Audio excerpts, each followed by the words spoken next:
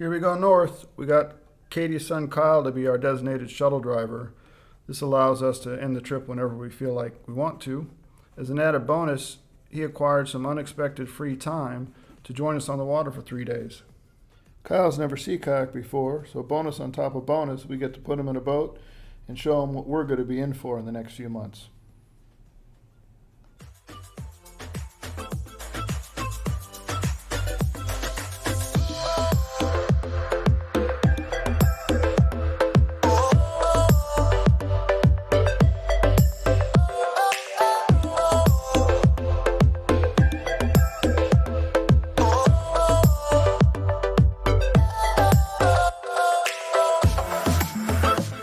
Portland Harbor right over there to the right.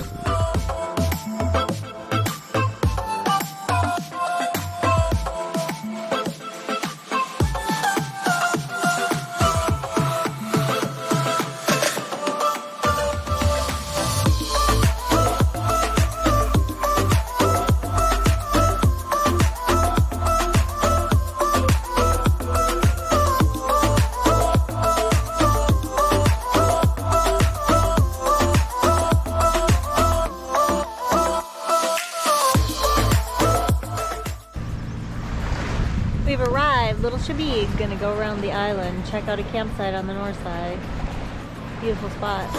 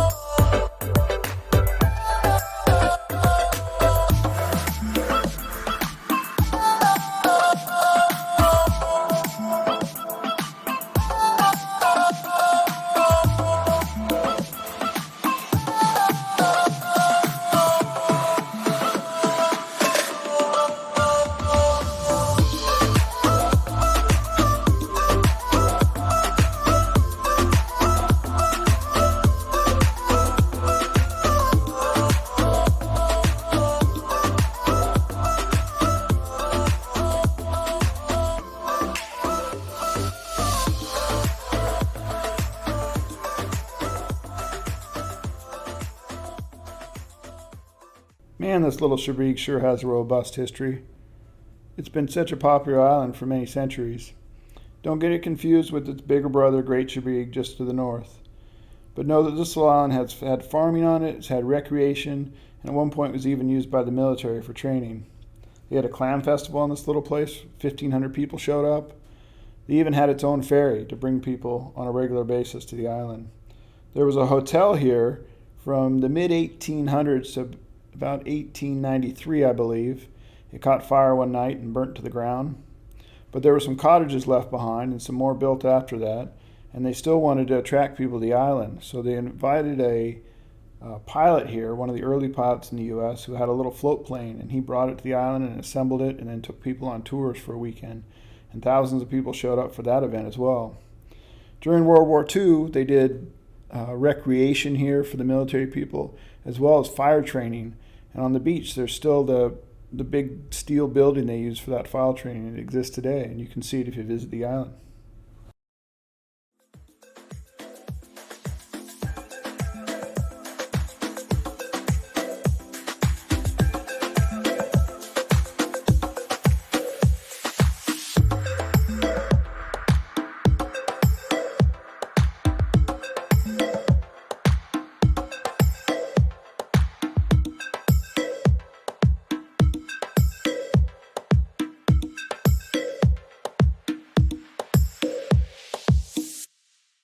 So day one of the paddle, we discovered a problem with John's boat in the rear hatch. It is this little bushing.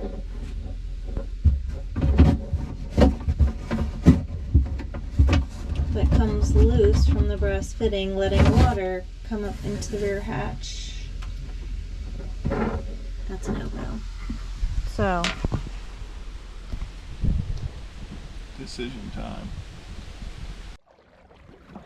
Leaving Little Chebeague just before 7:30 this morning. Beautiful. Here, Kyle's paddling the fancy boat today. I'm in his barge. Wow, look how green this water is. Look how clear.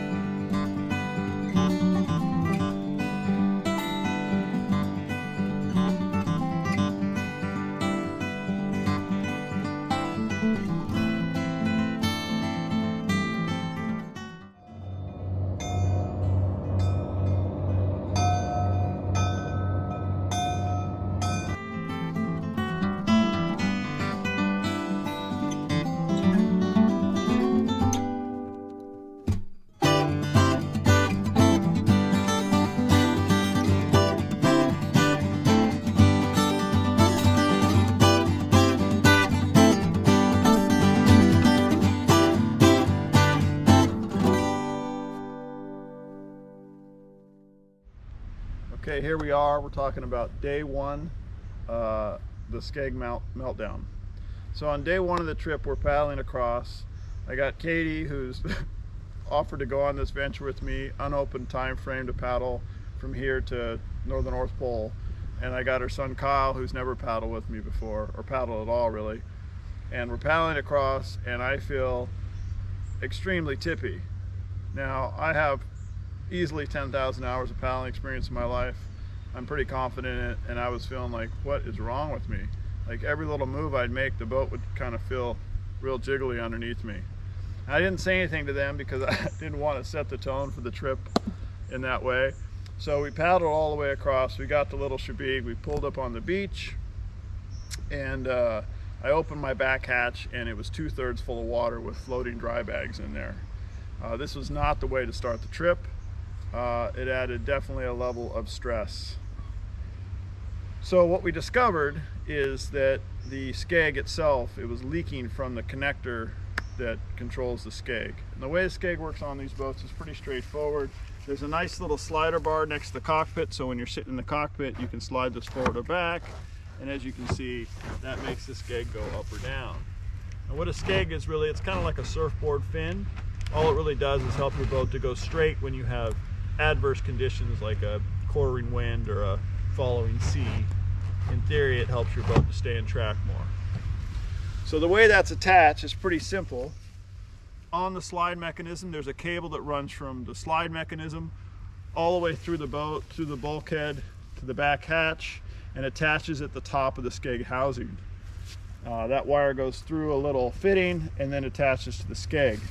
To keep that waterproof, they put a nylon tube around it, and they attach that tube with what I believe to be a standard plumbing fitting. And that keeps the water from pouring in the boat. Now those standard plumbing fittings, if you're not familiar, they have a flange in there, what we call it in America. I think they call it an olive in the UK of all things. I mean, it's not a drink, but it's in there. And what that does is that little piece of brass goes over the nylon, and it has a nut above it, and as you tighten that nut, it squeezes around that metal flange, and that creates a seal. So the concerns were, once we figured out kind of what the problem was A, the bottom half of that fitting is fiberglassed into the boat, where the top hat that you unscrew is not. And we were nervous, or at least I was, that when I loosened that, if the threads were stripped or anything was wrong there, the bottom half was not replaceable. So that was high stress. Fortunately, we were able to get the right size wrench from Lou, who's the caretaker on Chebeague. Shout out to Lou. And I was able to easily loosen that and pop out that fitting, which was great. And then I was able to disconnect the cable up here, pull the cable all the way through and take out that fitting. We did a short little paddle of 2.5 hours to Portland. We loaded up in the car and went to Home Depot in a rush to hopefully get this right fitting. The other big fear of mine was, because it's from the UK, it was some weird sizing, which I don't know why I thought that, but I did. Fortunately at Home Depot, hangrily, I do say hangrily because we were hungry, we very quickly found the right fitting. We went and got a great lunch relaxed a little bit, and then went back to the beach there where we were launching, and I was able to put it all back together fairly quickly, and it's sealed up. We haven't had a leak from it since, so that's been great. Now, what I think happened, because we had paddled these boats before, I had messed around with the rudder or the skeg a lot, and I didn't see any problems with it. And then we get out there on the first day this happens. And the reason I think it happened was because my boat is like a high-end Porsche, but you bought it in the late 90s. So, and you drove it every day since then. So it paddles really well, it performs really well, but there's something breaking all the time. It's just kind of worn. And I think overuse, maybe what would have happened was that cable had gotten stretched, and then when we loaded the back hatch and we pushed off the beach, that skeg was pushed up into the housing farther than the cable had room to move. The cable went into the plastic housing, had nowhere to go, and just pushed that plastic housing right out of the fitting. So up here on the slide, I was able to adjust the slide the cable inside this tubing a little farther forward by relieving the Allen wrench, and then readjust this, and so that's not a problem anymore. Now the skeg can comfortably go up into the housing. Pretty straightforward. It hasn't leaked since. The only issue we have with the skeg now is an issue that anybody who has a skeg has, is the housing's very narrow. The skeg fits into this housing. You push off from a beach and you get some rocks in there, and then all of a sudden the skeg won't work anymore. And so Katie has to come over and reach under the boat and kind of wiggle it and pull it out. Or in some cases, we've had to get a Leatherman out and get all the rocks out of there, and then the skeg works again. So that's it. Skeg Meltdown 2022, done.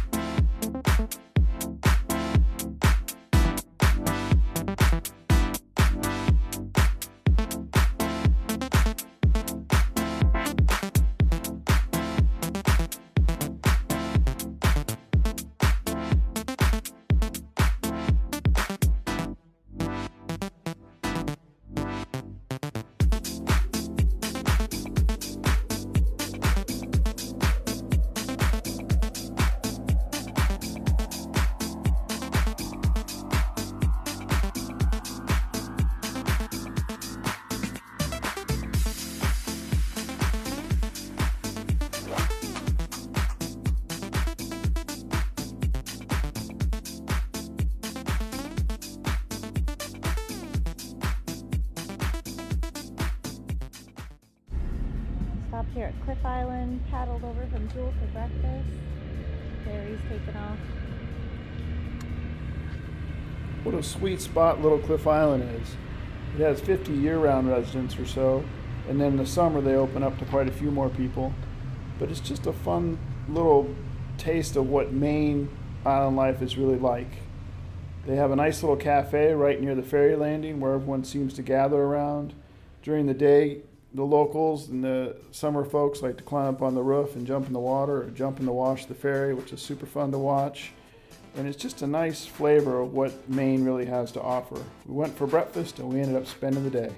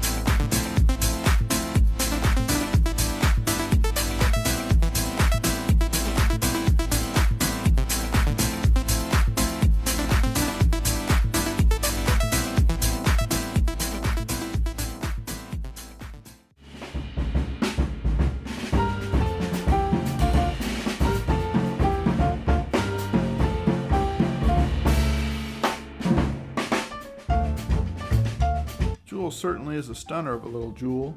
Just an incredible little island with great little trail system all around it, great vistas from every single point, wonderful tide pool to play in and hang out on the beach. Also, what was really interesting was some old military installations from World War II. There were a handful of old dilapidated buildings that I guess were batteries for gunneries. And I even found a fire hydrant out in the middle of the woods, which is amazing. They plumbed this little island to have water pressure like that. We went up the big tower that was built for lookout. Unfortunately, we were sopped in by the fog.